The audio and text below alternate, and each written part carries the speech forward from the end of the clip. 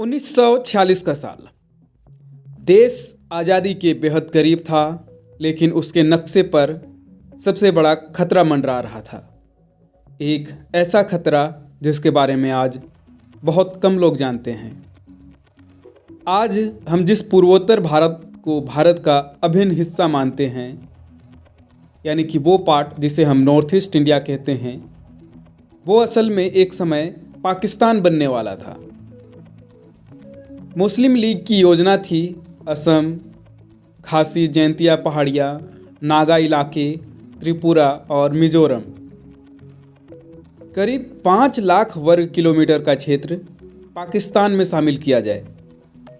यह कोई अफवाह नहीं थी, यह प्रस्ताव कैबिनेट मिशन प्लान 1946 के तहत रखा गया था। और अगर यह योजना सफल हो जाती तो आज का पूर्वोत्तर भारत नहीं होता। लेकिन उसी समय इतिहास के मंच पर एक ऐसा व्यक्ति खड़ा हुआ जो ना कोई राजा था, ना कोई सेनापति, ना ही दिल्ली की राजनीति का हिस्सा। वो एक खासी पादरी, एक शिक्षक और एक आदिवासी प्रतिनिधि था। उसने जवाहरलाल नेहरू को पत्र लिखा और उस पत्र ने पूरा इतिहास बदल दिया। उस व्यक्ति का नाम था JJM निकोलस रॉय, यानी कि James Joy Mohan Nicholas Roy. आज संविधान दिवस के अवसर पर हम जानेंगे उस गुप्त संघर्ष की कहानी जो स्कूलों की किताबों से गायब है। JJM निकोलस रॉय का जन्म 1892 में खासी पहाड़ियों, जो कि आज का मेघालय है, में हुआ था। खासी समाज, जहां मातृसत्तात्मक व्यवस्था है, जहां जमीन, पहचान और वंश महिलाओं के नाम से चलता है, निकोलस रॉय इसी समाज से आते थे। लेकिन उनका दृष्टिकोण सिर्फ अपने समुदाय तक सीमित नहीं था। उन्होंने शिक्षा प्राप्त की मिशनरी स्कूलों में, लेकिन उनकी चेतना पूरी तरह आदिवासी या जनजातीय स्वशासन और आत्मसम्मान से जुड़ी थी। वे एक ईसाई पादरी थे, परंतु उनका संघर्ष किसी धर्म के लिए नहीं, एक सभ्यता के अस्तित्व के लिए था। What is culture? Does it mean dress or eating and drinking? If it means eating and drinking or ways of living, the hill tribes can claim that they have a better system than some of the people of the plains. I think the latter must rise up to their standard. Among the tribesmen, there's no difference between class and class. Even the rajas and chiefs walk in the fields together with their laborers. They eat together. Is that practiced in the plains? So that is culture of the hill tribes. India should rise to that feeling or idea of equality and real democracy which the tribal people have. They should not, for a second, think that these people should give up their democracy and equality and be swallowed up by another. British शासन में पूर्वोत्तर भारत को भारत के रूप में नहीं देखा जाता था। इसे कहा जाता था एक्सक्लूडेड एरिया और पार्शियली एक्सक्लूडेड एरिया। यहाँ की जनजातियाँ अपने रीति रिवाज, अपने कानून और अपने सामूहिक भूमि व्यवस्था में जीती थी। ब्रिटिश प्रशासन भी जानता था अगर इन क्षेत्रों को मैदानी भारत की तरह चलाया गया तो विद्रोह होगा। इसलिए इन आदिवासी क्षेत्रों को अलग प्रशासनिक दर्जा दिया गया।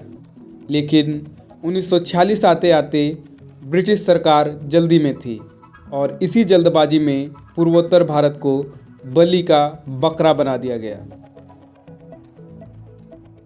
कैबिनेट मिशन प्लान ब्रिटिश सरकार, कांग्रेस और मुस्लिम लीग के बीच भारत के भविष्य का खाका। इस प्लान के तहत भारत को 3 समूहों में बांटने का प्रस्ताव था। समूह 1 हिंदू बहुल क्षेत्र, समूह बी और सी मुस्लिम बहुल क्षेत्र। सी समूह में असम को शामिल किया गया और असम के साथ पूरा पूर्वोत्तर। इसका मतलब साफ था, पूर्वोत्तर भारत पाकिस्तान के प्रभाव क्षेत्र में चला जाता। मुस्लिम लीग का तर्क था, असम की सीमाएं पूर्वी पाकिस्तान से मिलती है, इसलिए उसे अलग नहीं रखा जा सकता। लेकिन इस पूरे प्लान में एक चीज़ गायब थी, पूर्वोत्तर के लोगों की सहमति। इसी समय JJM निकोलस रॉय ने जवाहरलाल नेहरू को पत्र लिखा। उस पत्र में उन्होंने लिखा, पूर्वोत्तर भारत के आदिवासी ना तो पाकिस्तान का हिस्सा बनना चाहते हैं और ना ही किसी धार्मिक राष्ट्र का। हमारी पहचान, हमारी भूमि और हमारी स्वायत्त व्यवस्था को सुरक्षित रखा जाए। यह कोई भावनात्मक अपील नहीं थी, यह एक संवैधानिक चेतावनी थी। निकोलस रॉय ने साफ लिखा, अगर पूर्वोत्तर को पाकिस्तान में डाला गया तो यह केवल राजनीतिक अन्याय नहीं होगा, यह सभ्यागत विनाश होगा। नेहरू इस पत्र को हल्के में नहीं ले सकते थे, क्योंकि यह सिर्फ खासी पहाड़ियों का मामला नहीं था, यह पूरे भारत की संघीय संरचना का प्रश्न था। इसी कारण निकोलस रॉय को संविधान सभा का सदस्य बनाया गया।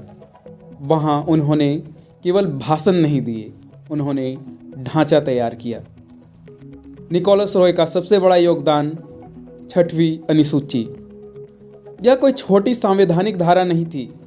6ठी अनुसूची के तहत आदिवासी क्षेत्रों को स्वायत्त जिला परिषदें मिली, भूमि पर बाहरी कब्जे से सुरक्षा, परंपरागत कानूनों की मान्यता, संस्कृति और पहचान की रक्षा।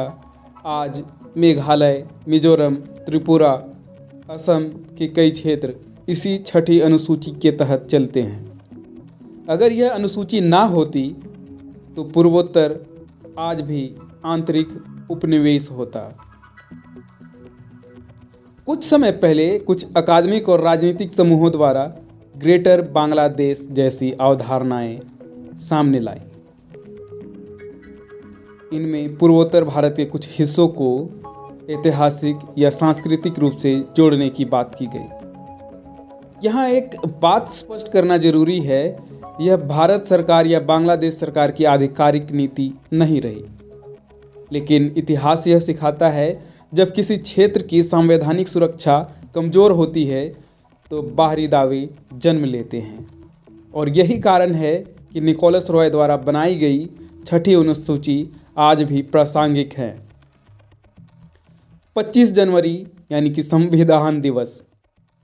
हम अक्सर अंबेडकर, नेहरू, पटेल का नाम लेते हैं, लेकिन संविधान सिर्फ दिल्ली में नहीं लिखा गया था, वो लिखा गया था खासी पहाड़ियों की चिंता में, नागा आत्मनिर्णय के सवाल से, आदिवासी भूमि की रक्षा से, और इन सभी का प्रतिनिधित्व JJM निकोलस रॉय करते थे। आज अगर पूर्वोत्तर भारत का हिस्सा है, अगर उसकी पहचान सुरक्षित है, अगर उसकी भूमि अभी भी सामूहिक है, तो उसके पीछे एक खासी पादरी का साहस है। निकोलस रॉय ने ना बंदूक उठाई, ना नारा लगाया, उन्होंने संविधान को हथियार बनाया।